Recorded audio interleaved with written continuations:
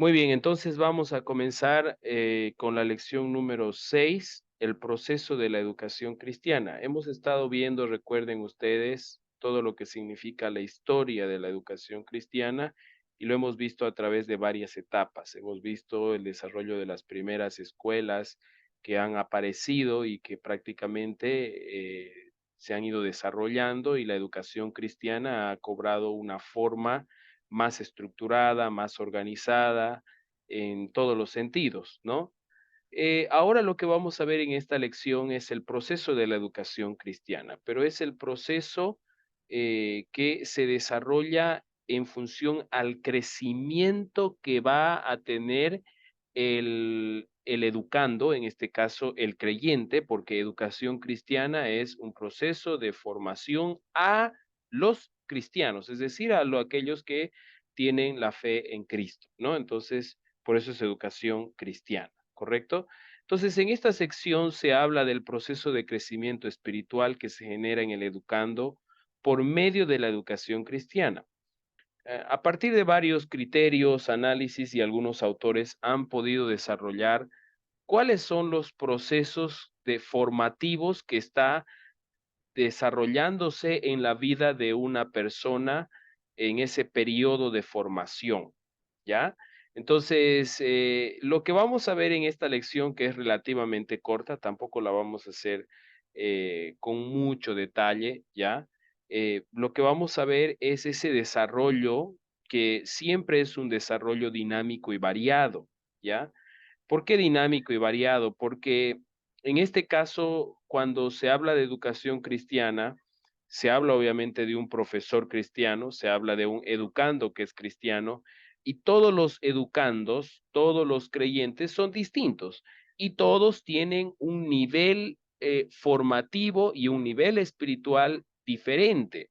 Ahora, eso no quiere decir que vamos a jerarquizar la iglesia, no se trata de eso, sino que es una realidad, por ejemplo, que cuando usted va a su iglesia local, va a encontrarse creyentes inmaduros en la fe, ¿no? Pero habrá otros creyentes, todo lo contrario, que ya son maduros, que su carácter demuestra madurez, que su ministerio demuestra madurez, que tienen un conocimiento de las escrituras, por lo tanto, en función a eso, pueden desarrollar su vida como creyentes de una manera más racional, ¿correcto? Entonces, por eso este proceso es dinámico y variado, porque todos los educandos, todos los creyentes son distintos. Entonces, no todos irán al mismo nivel, no todos irán por la misma línea y no todos aprenderán de la misma manera. Por ejemplo, si usted ve una escuela dominical, un grupo de estudiantes ahí cristianos, no todos estarán en el mismo nivel. Es como una escuela, ¿no es cierto? Aunque todos estén en el mismo grado, pero no todos saben lo mismo. Es como esta clase, por ejemplo, ¿no? Todos están en la clase, pero no todos aprobarán con la misma nota, ¿no? Entonces siempre hay diferencia. Ahora, esa diferencia no necesariamente es porque alguno no tiene más competencias o inteligencia que el otro, sino simplemente probablemente porque no hay la disciplina de presentar tal vez algunas tareas, entonces se va marcando ahí una diferencia, ¿no? Entonces, por eso este desarrollo es dinámico, variado y tiene muchas variables positivas y en muchos casos hasta variables negativas. Cuando hablamos de variables positivas, estamos hablando de aquellos elementos o factores que pueden ser muchos, por eso es una variable, varía, ¿no? Que perjudican el proceso de desarrollo de un cristiano. Entonces, hay muchos factores que pueden perjudicar eso, pero hay muchos factores que, por lo contrario, pueden más bien viabilizar, ayudar, coadyuvar el proceso y el desarrollo cristiano como tal, ¿no es cierto? Entonces, por ejemplo, una variable negativa podrá ser el celular, ¿no? Que el creyente, aunque va a la escuela dominical, aunque tiene en cierto sentido una formación eh, de manera organizada, ¿no? No está aprovechando al máximo. Lo mismo en un seminario. En un seminario podrán haber muchas variables que pueden perjudicar el desarrollo de aprendizaje de los creyentes, ¿no?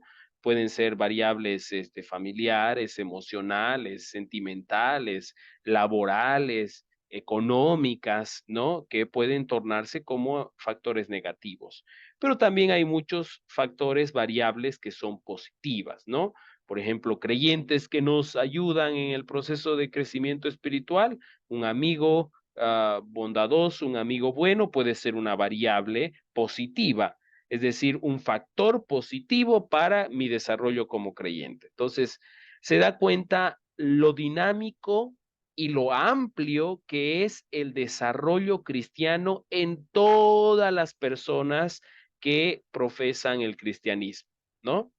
Entonces, no todos tenemos la misma formación, no todos tenemos el mismo nivel, las razones son distintas en todos los casos, ¿no? Así que este proceso de educación cristiana siempre será un proceso amplio, dinámico y variado, ¿correcto? Entonces, eso es lo que vamos a ver en esta sección. Ahora, es importante reconocer en esta lección cómo algunos autores han elaborado una secuencia del proceso de aprendizaje. Uno de ellos, por ejemplo, es Lorenzo Richards, ¿ya? Este educador evangélico, claro está, porque estamos hablando de educación cristiana, plantea 5 etapas en el proceso de crecimiento espiritual, muy interesantes y muy pertinentes, por cierto. Es digno destacarlo y mencionarlo en esta sección del avance. Entonces, según Lorenzo, hay 5 etapas en el proceso de crecimiento espiritual. ¿Cuál será la primera? Conocimiento mental, ¿no? Esto es algo que es en muchos sentidos obvio, ¿no? La primera etapa será conocer. Yo no puedo tener un desarrollo como cristiano si no conozco los aspectos bíblicos, conozco lo básico de la fe cristiana, conozco el evangelio como tal, que es la puerta para que yo pueda entrar en esta dinámica de formación cristiana, ¿no? Porque si no soy evangélico, no lo soy porque no conozco el evangelio. Entonces, conocer el evangelio es es lo que nos abre la puerta a un proceso de desarrollo, ¿no?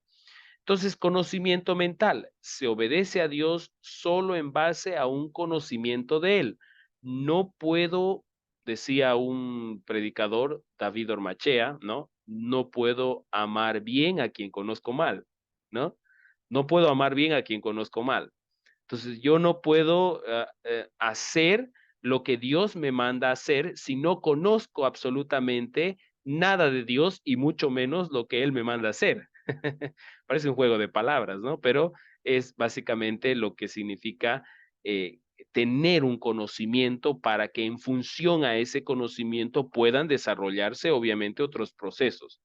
Entonces, la palabra de Dios dice que seáis llenos del conocimiento de su voluntad.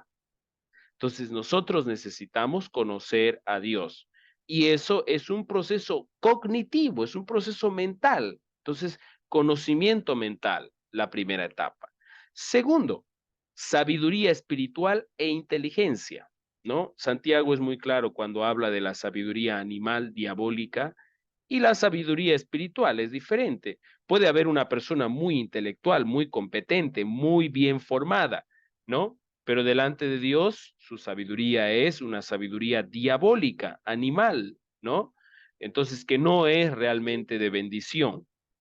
Es así que la sabiduría espiritual, la inteligencia, en toda sabiduría, dice la palabra de Dios, e inteligencia espiritual, ¿no?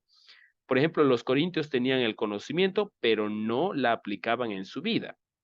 No es nada más el proceso de vida cristiana, no es nada más conocer y conocer y conocer, ¿no? Es también practicar, ¿no? Es también que nuestra sabiduría sea usada para lo bueno, sabiduría espiritual e inteligencia, ¿no? Entonces, ¿qué quiere decir la sabiduría? Es que el conocimiento, este conocimiento que lo acabamos de mencionar, sea utilizado para bien, ¿ya? Porque hay conocimientos que son utilizados para mal. ¿no? Entonces eso no es sabiduría. La sabiduría es cuando yo utilizo el conocimiento para bien. Entonces es una sabiduría espiritual, ¿ya? Ahora, el tercer proceso o la tercera etapa de este proceso, mejor dicho, es la práctica de lo aprendido, ¿ya? La práctica de lo aprendido. Es decir, que no puede desarrollarse un proceso de educación cristiana que sea significativo si el cristiano solamente conoce y tiene de manera teórica todos los aspectos relacionados a la vida cristiana. No puede ser efectiva si realmente no lo practica, ¿no? Entonces es consecuente, es lógico que aquel creyente pueda practicar lo aprendido. Por eso dice la palabra de Dios, para que andéis como es digno del Señor, agradándole en todo, para que andéis, ¿no? Entonces lo dice figuradamente, para que vivas tu vida todos los días, ¿no? Agradándole en todo. Yo no puedo vivir mi vida agradándole en todo si no conozco las cosas que Dios quiere que yo haga, pero tampoco puedo agradarle si realmente no practico las cosas que Dios me ha dicho que yo haga.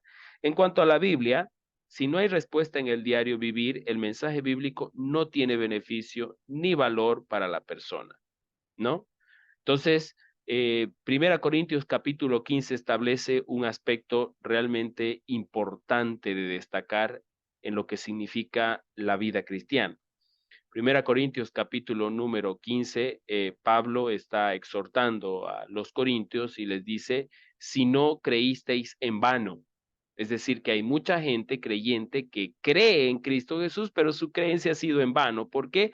Bueno, ha creído en Cristo Jesús genuinamente, pero su vida no está reflejando un cambio genuino, ¿no? Y no está beneficiándose de todo lo que Dios nos ha dado en la cruz del Calvario como regalos para cada uno de los creyentes. Por eso el salmista decía, Señor, devuélveme el gozo de mi salvación, ¿no?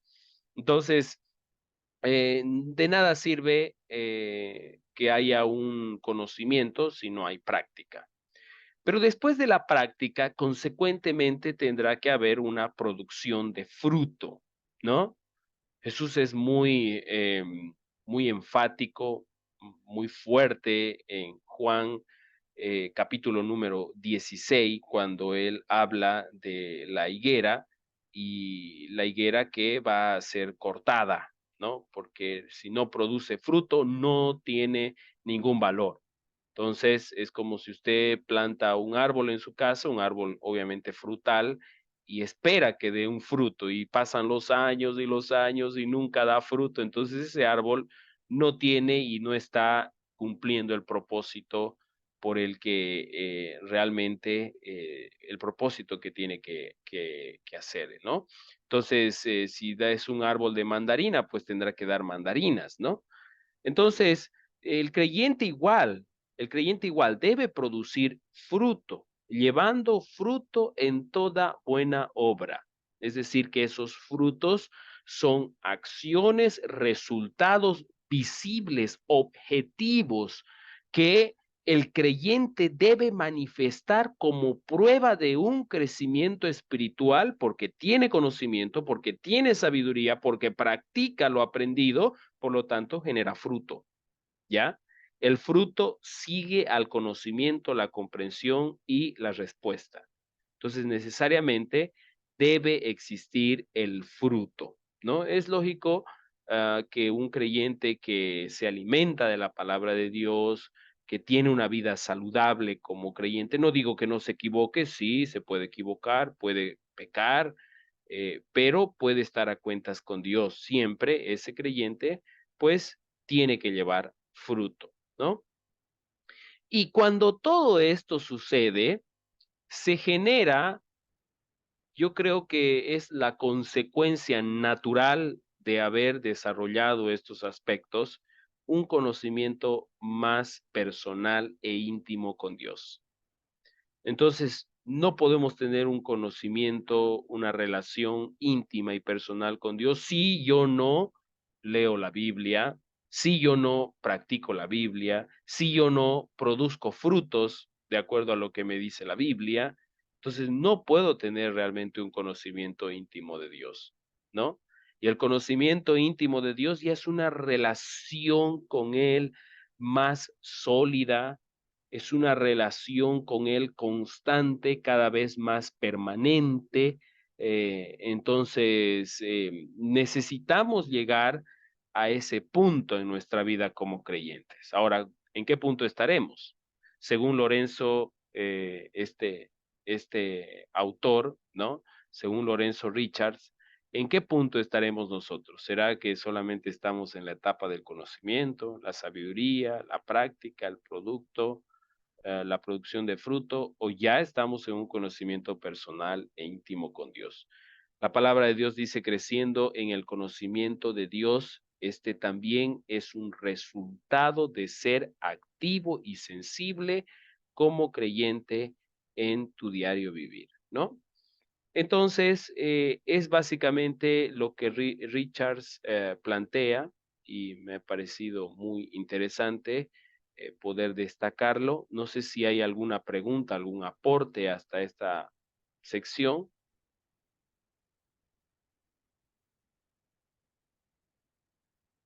Querido Ronald, pregunta para Ronald. ¿Cuál será de todos estos aspectos el más importante? El más importante, pastor, yo creo que los, los cinco. Ya, muy bien, gracias. A ver, Víctor Hugo, Sí, pastor. ¿cuál crees que es el más importante? Mm, Conocimiento personal de Dios, pastor. Conocimiento personal. Lo que hablamos de la educación cristiana, ¿no? Sí. Bueno, en realidad sería nuestro fin, ¿no? Nuestro anhelo. Como decía Rubén, todos son importantes, pero nuestro anhelo es llegar a tener un conocimiento íntimo, una relación cada vez más cercana con Dios, ¿no? Y eso significa tener una dependencia permanente en Él, ¿no? Bueno, eh, vamos a continuar con los niveles de aprendizaje, ¿ya? ¿Cuáles serán los niveles de aprendizaje? Existen, por lo menos en esta escalera, vamos a reconocer algunos niveles de aprendizaje, ¿ya? El aprendizaje, existen varios paradigmas, ¿no? No vamos a hablar desde el lente humanista, psicopedagógico, ¿ya? Sin embargo, muchas se asemejan a esta estructura que trata de explicar los niveles de aprendizaje, es decir, cómo vamos aprendiendo. Primero con una memorización, ¿ya? Poder repetir sin pensar en el sentido, recitar, bueno, recitar permanentemente, ¿ya? La repetición, la memorización es un primer nivel de aprendizaje. Los judíos lo utilizaban recurrentemente, es más, era un elemento fundamental, la repetición. Ellos tenían que aprender el Shema de memoria, ¿no? Deuteronomio capítulo número 6, tenían que aprender otros capítulos enteros, tenían que aprender la Torá, prácticamente era una vida de memorización, ¿no? Y hasta el día de hoy, muy disciplinados en lo que significa su proceso formativo y el proceso cultural y religioso que el judío tiene, ¿no? Entonces, la memorización no es mala como en muchos aspectos se han planteado. La memorización es buena, ¿no? Nuestra mente tiene la capacidad de memorizar, aunque no en los mismos niveles, ¿no? Y las etapas también son distintas, porque un niño puede memorizar mucho más fácilmente que un adulto, ¿no? Yo tengo una niña que tiene 1 año y 6 meses y ella hace muchas cosas sin que le digamos, simplemente ve y lo aprende, ¿no? Pero hace muchas cosas también que nosotros le decimos. Bueno, le enseñamos una palabra y la repetimos y ella al final la sabe y la utiliza, ¿no? Entonces es muy fácil para un niño. Pero después de memorizar está el segundo nivel, que ya es el nivel de reconocimiento. Saber que el concepto es bíblico y que lo ha escuchado alguna vez. Repetir una definición memorizada. En este caso, como estamos hablando de educación cristiana, claro, entonces yo cuando memorizo, por ejemplo, un versículo y pasa el tiempo y lo escucho, puedo reconocerlo, puedo recordarlo, ¿no? Puedo, bueno, yo me acuerdo de este versículo, ¿no? Y puede usted en alguna medida saber el concepto, ¿ya? Y saber que eso es un versículo, ¿no? También el otro nivel ya está en algo en el que usted puede ya reproducir, es decir, puede explicar, ¿ya? Muchos conocen muchos versículos, pero no pueden explicar qué significa. Bueno, expresar la idea en sus propias palabras. ¿Qué significará ese versículo? ¿Cómo lo interpreta? Implica buena comprensión de lo que yo leo. Es otro nivel ya de aprendizaje. ¿Se da cuenta? Primero me lo sé de memoria. Luego puedo reconocerlo, lo identifico, pero luego ya puedo explicarlo, ¿no? Y luego también puedo relacionarlo con otras cosas, ¿no? Es decir, que ya el conocimiento que ah, se ha atrincherado en mi mente, ¿no? Ya ese conocimiento, que imaginémonos una esfera, se va a relacionar con otras esferas, es decir, otros conocimientos que yo ya tengo, ¿no? Ver la responsabilidad personal, cómo esa verdad toca su vida, es decir, voy a asociar ese versículo que yo lo entiendo y ya lo puedo explicar con mi vida personal y con otros aspectos que yo ya conozco, ¿no? Y el último nivel de aprendizaje es la práctica, ¿no? Ya cuando llevo todo eso al ejercicio objetivo y dinámico de mi vida diaria. Explicar la verdad en su vida diaria como alumno y creyente, responder con acción continuada, es decir, con la práctica de todo lo que yo he aprendido. Niveles de aprendizaje. Interesante, ¿no? Eso es lo que estamos viendo, les decía en esta lección, es el proceso de educación cristiana, los niveles de aprendizaje, ¿no es cierto? Y cuáles son también, como vimos anteriormente, el desarrollo o el proceso de crecimiento espiritual. ¿Ya? ¿Preguntas hasta acá?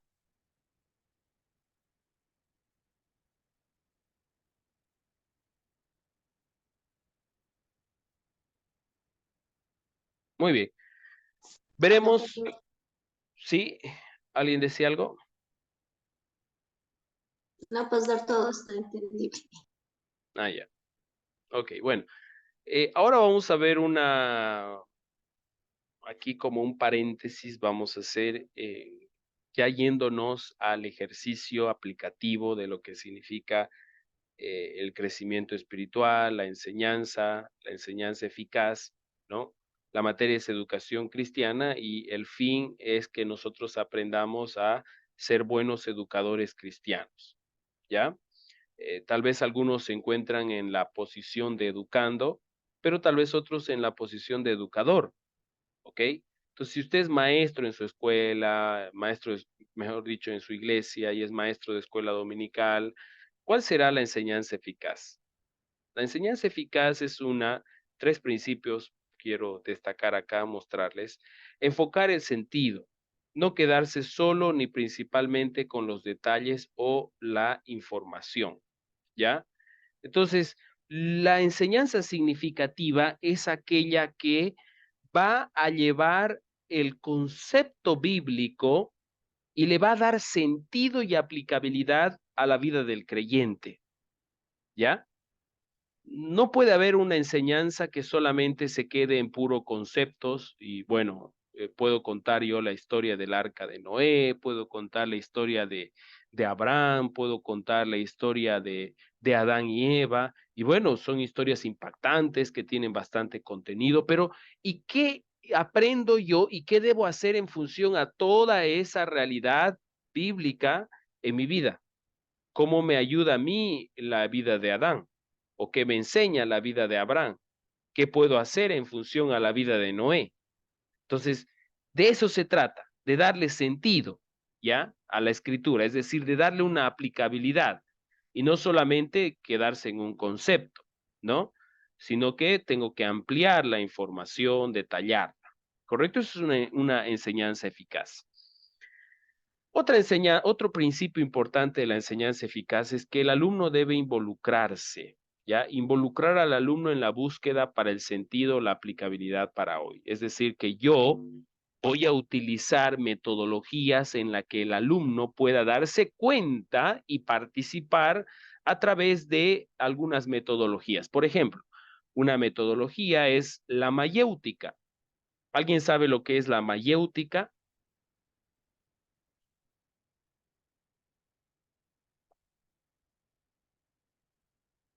A ver qué dice nuestro hermano Estefanía.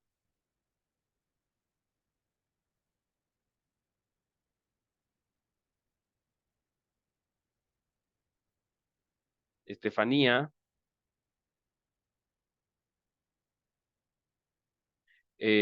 Silvia. Pastor, aquí está. Ah, ya. Estefanía, ¿usted sabe lo que Sí, es pastor. la mayéutica? La mayórtica. No, Mayéutica, amayéutica. No, pastor.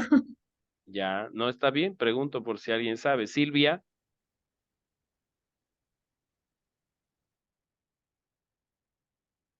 No, Silvia, pastor, es la primera vez que escucho la palabra. No, no sé qué es. ya. A ver, sí es una palabra medio complicada. Seguramente que ustedes alguna vez habrán utilizado la mayéutica, pero no saben que se llama así. La mayéutica es una metodología en la que el maestro utiliza preguntas, pero preguntas que realmente van a ayudar al educando a reflexionar y pensar, ¿no? ¿Cuál será la respuesta? Entonces, la mayéutica es cuando yo intencionalmente hago preguntas, pero preguntas bien pensadas, bien elaboradas, para que el educando reflexione, analice y pueda, obviamente, emitir algún criterio en función a lo que le he preguntado. Jesús muchas veces utilizaba la mayéutica, lanzaba preguntas muy profundas, ¿no? Entonces, puede ser una metodología para que el alumno, bueno, se involucre en este proceso, ¿ok? También otro elemento importante es estimular y guiar al alumno en el proceso de descubrimiento de cómo usar las verdades bíblicas en su vida. Es decir, que ya tiene que existir una cercanía mayor en todo, en el proceso de aprendizaje. Jesús pudo guiar muchas veces a los discípulos porque conocía a los discípulos, porque conocía su temperamento, conocía su vida, conocía sus anhelos, y lo conocía primero porque Él es Dios, ¿no? Y Él puede saber la intención que hay en el corazón. Pero un maestro que no se interioriza, ¿no? Con su estudiante, que no conoce tal vez muchas de las cosas que él hace, tal vez no va a poder ayudarle en la manera en la que pudiera ser significativo para su vida, ¿no? Eso lo digo, por ejemplo, para aquellos que son maestros de escuela dominical.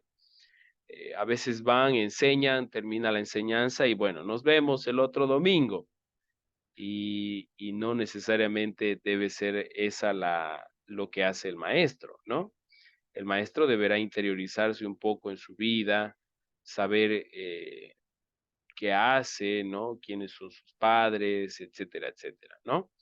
Entonces, obviamente siempre hay limitaciones, a veces no se puede, pero se trata de que al hacer esto, se puede obviamente desarrollar un proceso formativo con mayor significancia, ¿no? Entonces puede ser mucho más productivo.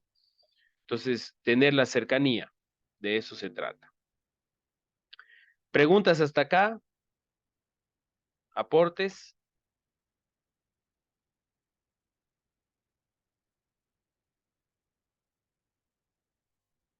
Bueno, vamos a continuar aquí.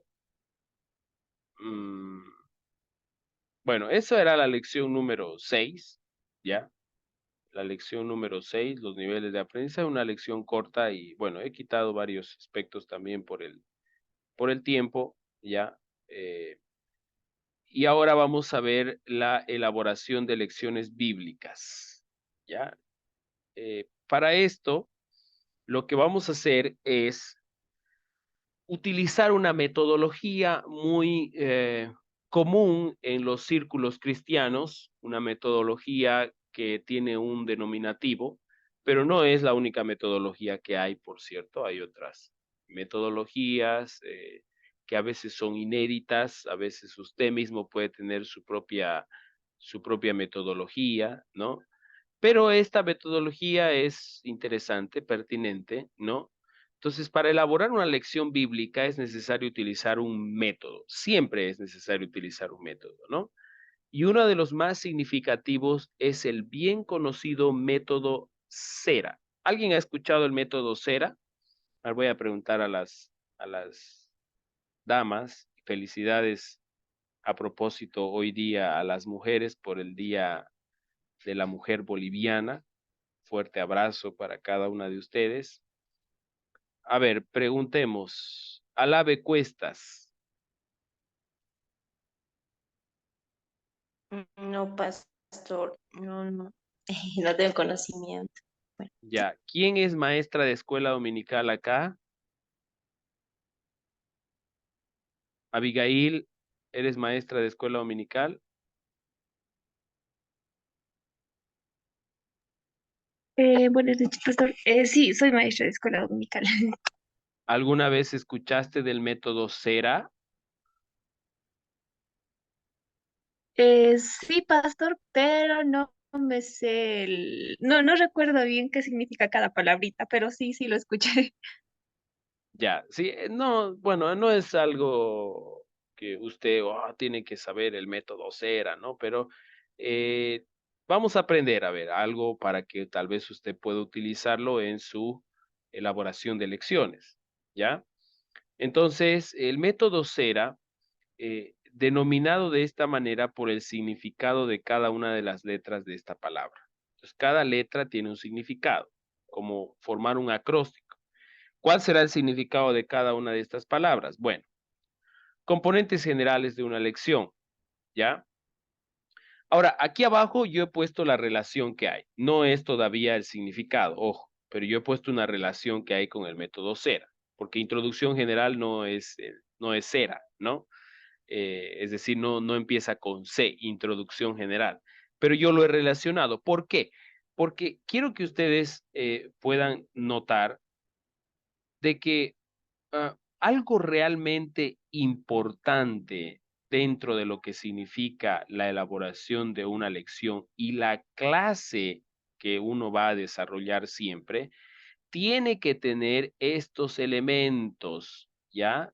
Una introducción general, tiene que tener la actividad de aprendizaje, tiene que tener la aplicación de lo aprendido y por último, un cierre cognitivo y tarea, ¿ya? Entonces, eso es lo que yo tengo que hacer.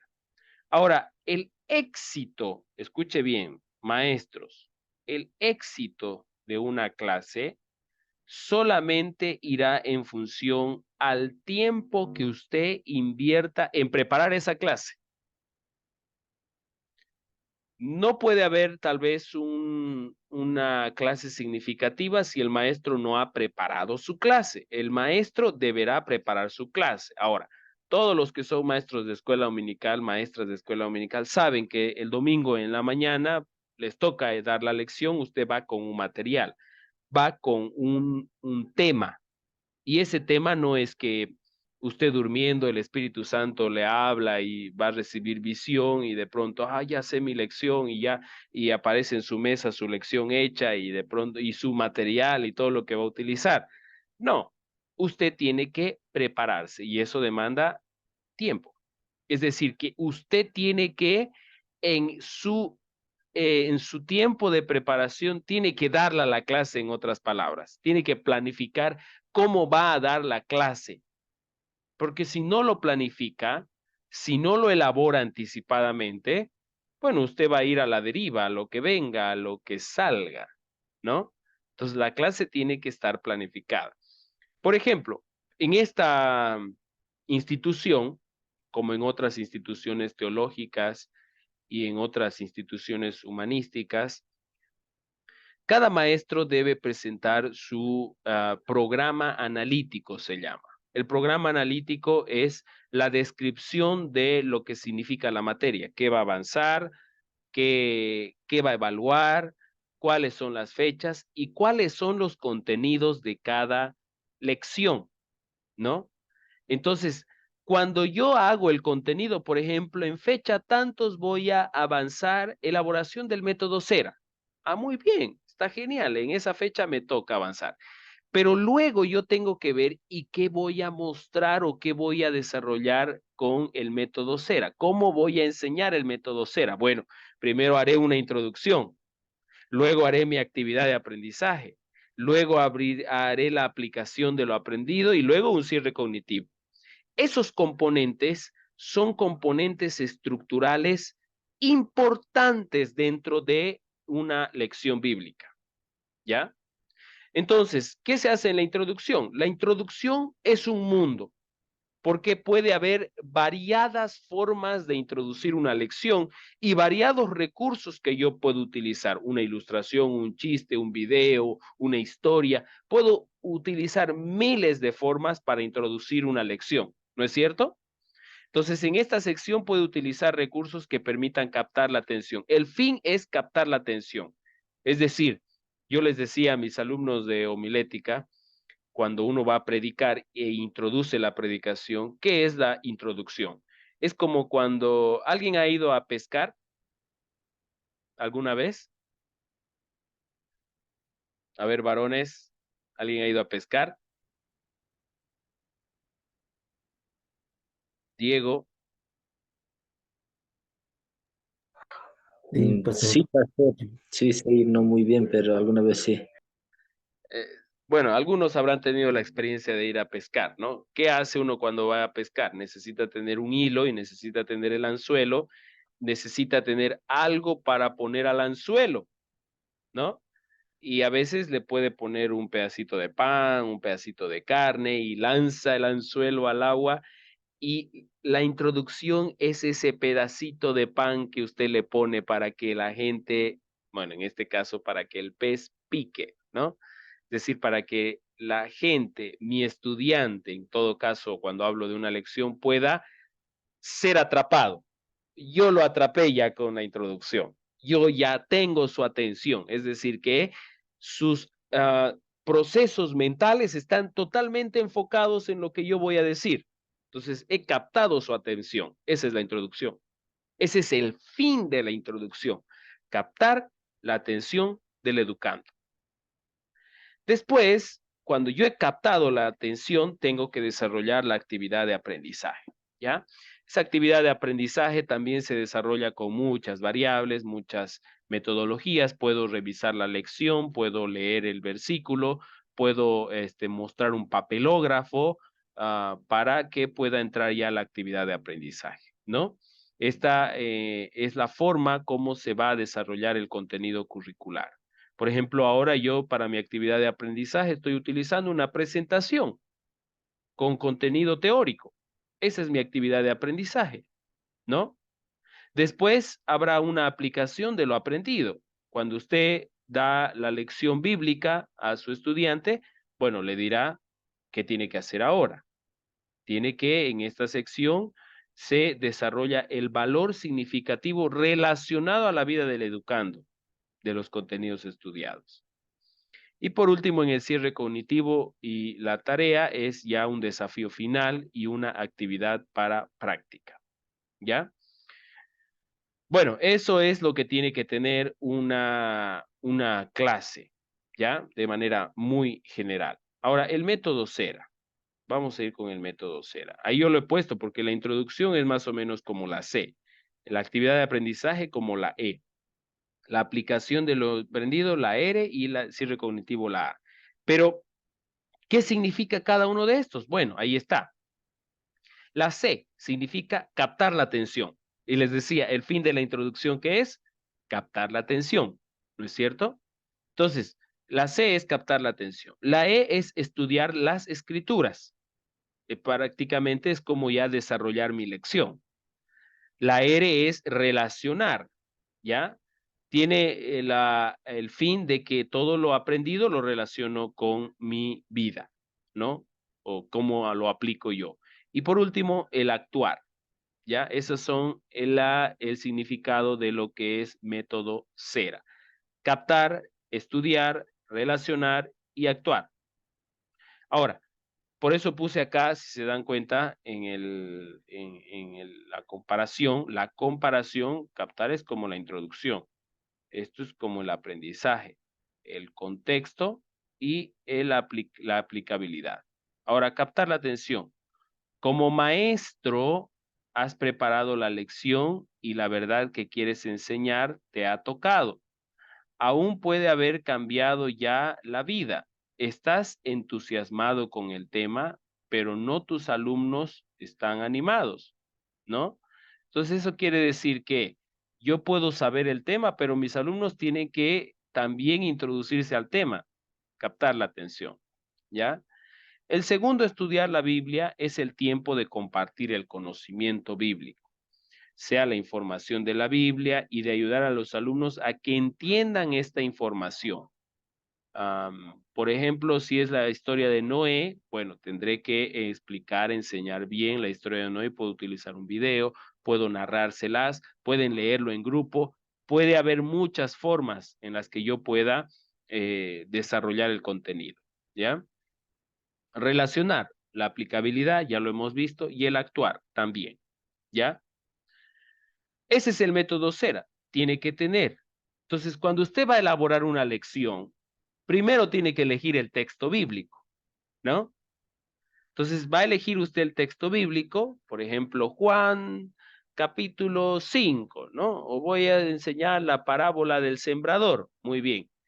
¿Cómo va a captar la atención? Tiene que anotar. ¿Cómo va a enseñarlo? Bueno, lo enseñaré narrando la lección, contándola, mostrándoles un video, los voy a dividir en grupos y vamos a trabajar estos puntos. Bueno, relacionar. ¿Cómo lo voy a relacionar? Bueno, podemos aprender de que la parábola del sembrador, ¿no? Es cómo la palabra se desarrolla en diferentes tipos de vidas. ¿Ya? Esa es la aplicabilidad, ¿no? Y el actuar, bueno, y ahora en mi lección yo planifico. ¿Qué debo hacer ahora con eso? ¿Qué debe hacer el educando? Bueno, el creyente a partir del conocer a relacionar esta lección con su vida de la parábola del sembrador, bueno, él deseará ser una semilla que realmente dé fruto, ¿no? Bueno, eso puede ser, estoy dando un ejemplo nada más. Está bien, entonces, ahora, ¿qué vamos a hacer en la práctica? Bueno, la práctica será, el educando deberá leer su Biblia todos los días, ¿no? Y vamos a hacer un calendario, digamos, de lectura. Y pues les voy a preguntar la otra semana cómo les ha ido, a ver si han logrado hacer eso. ¿Me estoy dejando entender? A ver, están por ahí, activen sus cámaras, quiero verlos.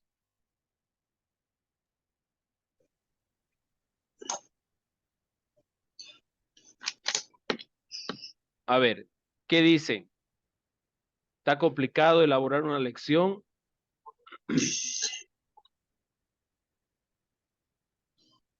¿Qué dice Ronald? Está bien, pastor, que hacerlo.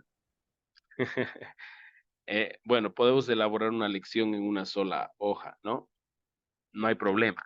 Pero el punto es de que yo ya voy a pensar cómo voy a captar la atención. Bueno, yo pondré ahí, utilizaré esta ilustración. Entonces, cuando ustedes me presenten, van a presentar con esta secuencia, ¿ya? Eso es lo que ustedes tienen que hacer, ¿ya? Y, bueno, de todas maneras, mm, algo importante para elaborar una lección y, y es clave, ¿ya?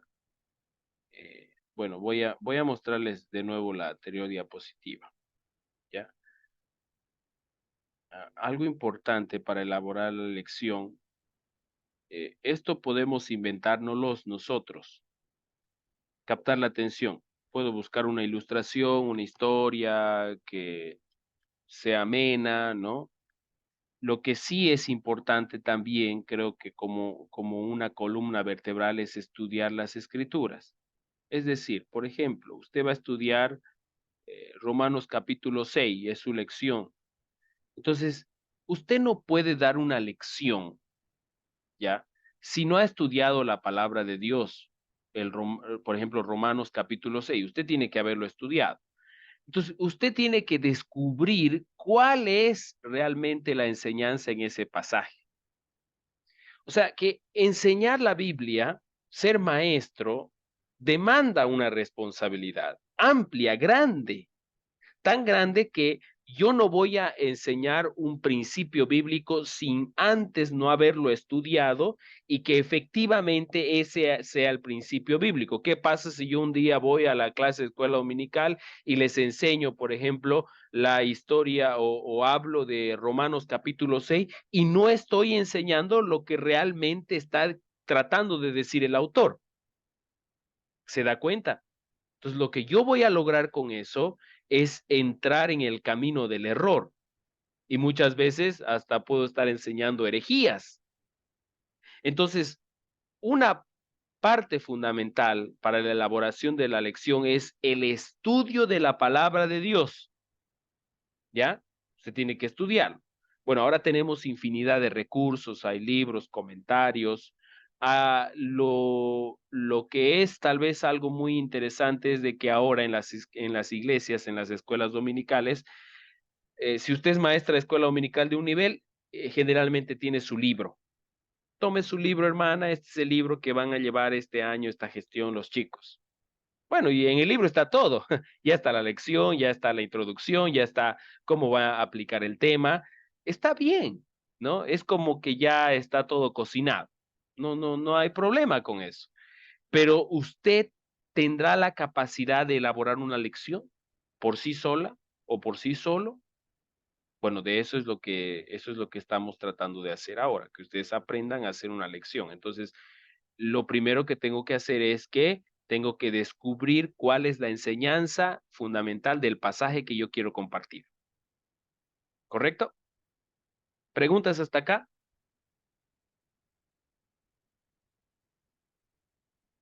¿Preguntas? Pastor, ¿no ¿Sí? va a poner esto al WhatsApp, al ¿Cómo? grupo?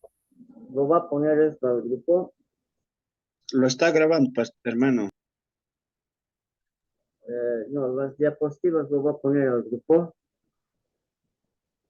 Hermano, les he dicho que todas las diapositivas siempre las comparto en la plataforma, ¿ya? Todas las lecciones, termina la clase y al otro día lo subo a la plataforma. Todas las lecciones están en la plataforma y usted puede descargarlas de la plataforma, ¿ya? Mañana ya estará. Mañana, Dios mediante, voy a hacer todo lo posible para que esté. Y yo siempre les aviso en el grupo, ya están disponibles las diapositivas. Pues sí, pues sí. ¿Listo? ¿Alguien tiene alguna pregunta con relación a esto? Bueno, les decía por eso, volví a esta diapositiva porque quería mostrarles el estudiar las escrituras es una parte fundamental. Ahora, Muchos entran en el camino del error cuando pasan por esta sección porque no saben cómo estudiar las escrituras. Existen algunas guías referenciales que nos pueden ayudar a comprender mejor un pasaje cuando lo estudio. Y hay, por ejemplo, las 7 lecturas. ¿Cuáles serán las 7 lecturas? La primera lectura es aquella en la que yo identifico quiénes son los personajes del pasaje, cuándo y dónde ocurre la historia, a quién fue escrito y en qué lugar, de qué hablan estos versículos principalmente. En esta lectura tengo que identificar estas preguntas. Es un ejercicio que tal vez usted puede hacer. Segunda lectura. ¿Cuál es el problema de la persona en este pasaje? No todas las preguntas obviamente van a ser respondidas en función a las historias que hay en la Biblia, porque no todas van a poder ser respondidas. A veces no está hablando de una persona, ¿no? Pero tenemos que las que son pueden ser respondidas, hay que hacerlo. ¿Cuál es el problema de la persona en este pasaje? ¿Cómo vemos la presencia de Dios en este pasaje? ¿Qué solución ofrece Él? ¿Cuál es el resultado de la solución ofrecida? Tercera lectura. ¿Quién es la persona principal en la historia? ¿Cuál es la actitud de la persona hacia Dios? ¿Cómo es su testimonio frente a otra persona? Esa es la pregunta que tiene que hacer responder en la tercera lectura. Cuarta lectura. ¿Qué dice acerca de Dios? ¿Qué me enseña a mí?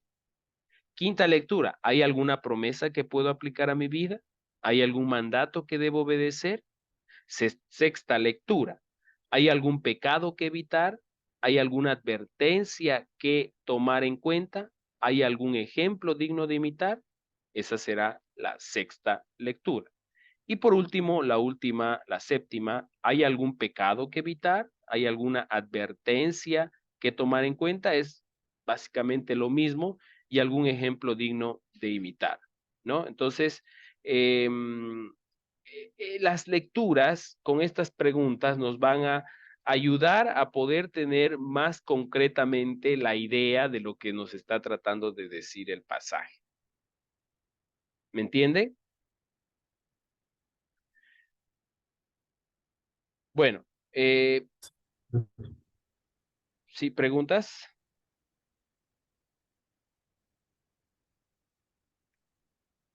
Voy a dejar de compartir.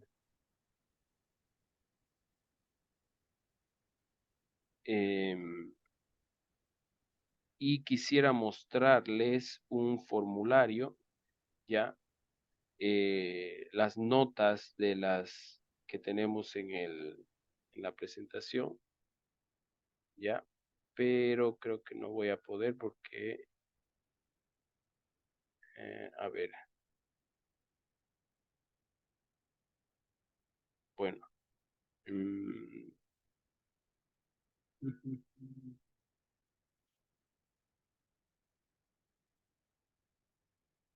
Aquí está.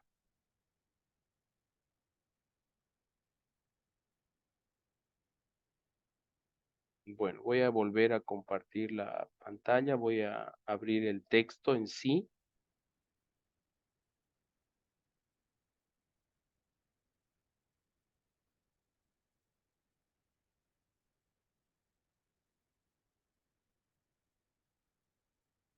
Ahí está el texto.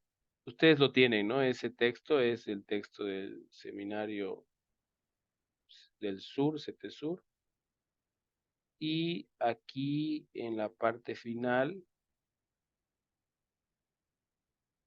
está el modelo de la lección. ¿Están viendo la pantalla? Sí, pastor. Sí, pastor. ¿Se ve? Sí. Ya. Bueno, acá está el modelo de la lección. Les había dicho captar la atención. En captar la atención, lo que usted va a hacer en su lección es, obviamente, poner la lección y va a poner el pasaje, ya al lado de la lección. En captar el interés, ¿cómo va a captar el interés? ¿Qué va a contar? ¿Qué historia va a contar? Mejor si la pone ahí o qué actividad va a hacer para captar el interés. Tal vez un banco de preguntas.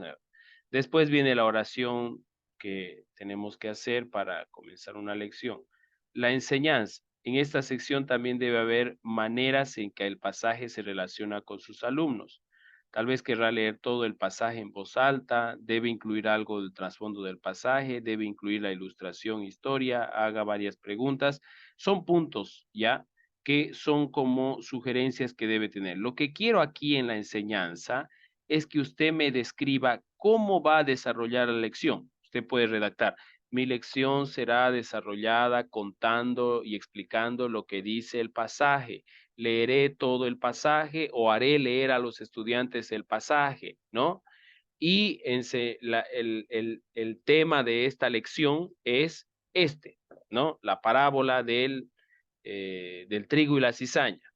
Ahora, ojo, aquí en la lección usted va a poner la lección va a poner el tema. Por ejemplo, trigo, parábola del trigo y la cizaña. ¿Ya? Entonces, perdón, la cizaña y el trigo y parábola. Esta es mi lección, ¿ya? Puedo ponerle en este formato: tema, parábola del trigo y la cizaña. Ahora, tengo que, en esta parte, lo que ustedes van a hacer cuando, digamos, es la parábola del trigo y la cizaña, o Romanos capítulo 6, tengo que yo poner aquí el título, ¿ya? O mejor dicho, perdón, aquí no es el tema. Aquí es el pasaje, ¿ya? Y aquí está el título. Exactamente, así, ¿ya? Así, por ejemplo, pasaje que voy a utilizar: trigo y la cizaña, y está en Mateo capítulo 18, versículo, bueno, ahí no recuerdo exactamente el versículo. Título. En el título tienen que poner qué enseña esta parábola, si es que van a usar una parábola. O si van a usar, por ejemplo, Juan 3:16, o van a usar Primera de Juan capítulo 1, versículo 8, ¿no? ¿Qué enseña el pasaje? Por ejemplo, el pasaje, estoy poniendo un ejemplo, el pasaje me habla del perdón de Dios, ¿ya? Entonces usted en el título va a poner el perdón de Dios, ¿ya? Eso quiero que pongan en su lección. Luego, captar el interés. Usted va, aquí ya está puesto, describir cómo va a hacer cómo va a introducir al tema del perdón de Dios. Su oración transicional, esto no es necesario que lo pongan, esto es implícitamente, solamente la descripción del método CERA, ¿ya? La enseñanza. Esto es una guía de cómo tienen que poner la enseñanza. Ahora, ¿cómo va a desarrollar esto? ¿Cómo va a desarrollar el perdón, ya, de Dios en su tema? Bueno, lo que quiero que pongan acá es que usted me cuente cómo va a ser su clase. Bueno, leeremos, puede ser, ¿no? Todos los versículos de la Biblia, ¿ya? Y después de leer, bueno, explicaré el sentido de los versículos, ¿ya? Y puedo incluso aquí poner los versículos, copiar los versículos. Eso puede ser una metodología, ¿ya? Utilizaré recursos como gráficos y, bueno, etcétera, etcétera, ¿no? Entonces, eso tiene que poner en esa parte de la enseñanza, ¿ya? Relacionar. Ahora, aquí van a escribir simplemente el pasaje de la vida de los alumnos, cómo se relaciona el perdón de Dios a la vida de los alumnos. Bueno, aquí yo podré poner este pasaje nos enseña que Dios nos perdona nuestras ofensas, nuestros pecados, etcétera, etcétera. y aplicar. Bueno, hoy en la clase haremos una oración, todos de rodilla, pidiendo perdón a Dios por nuestras ofensas delante de Él. Listo. Esa es su lección.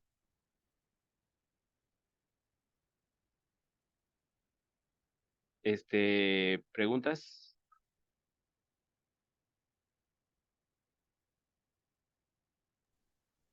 ¿Qué número de páginas está? Es la última página, ¿ya? Todo. Pastor, ¿Sí?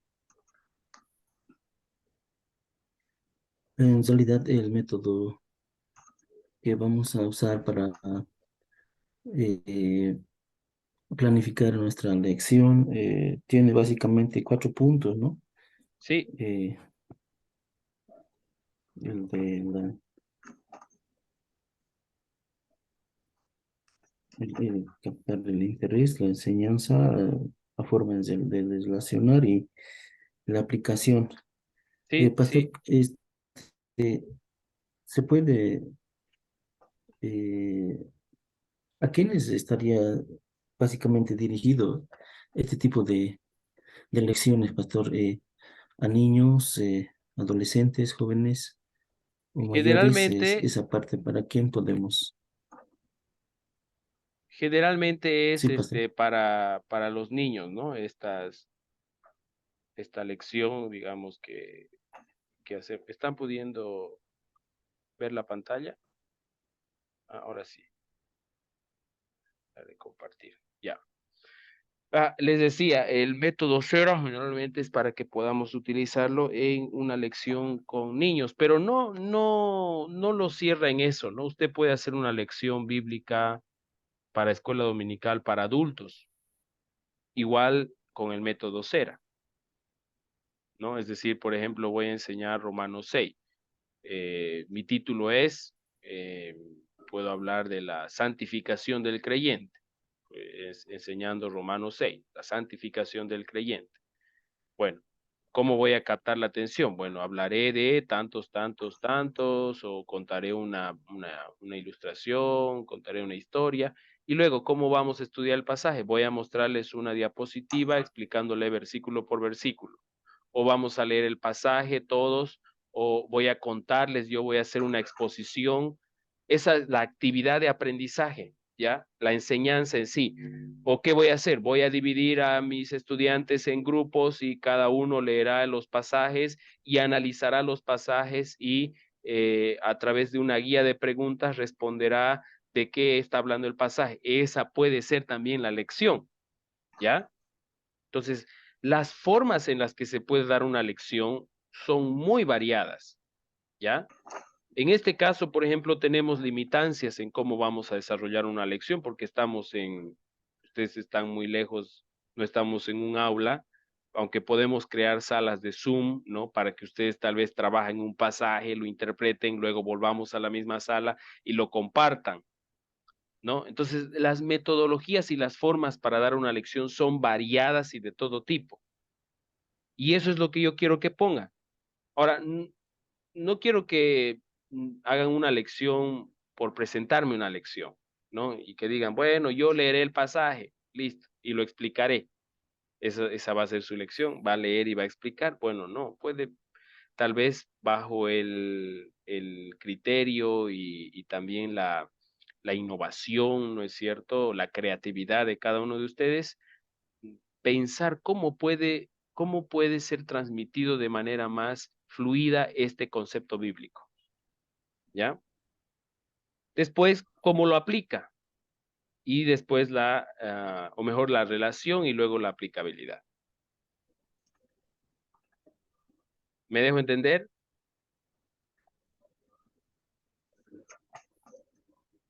Sí, Pastor, gracias.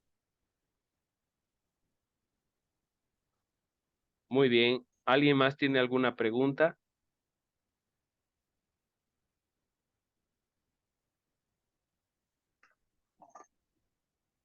Bueno,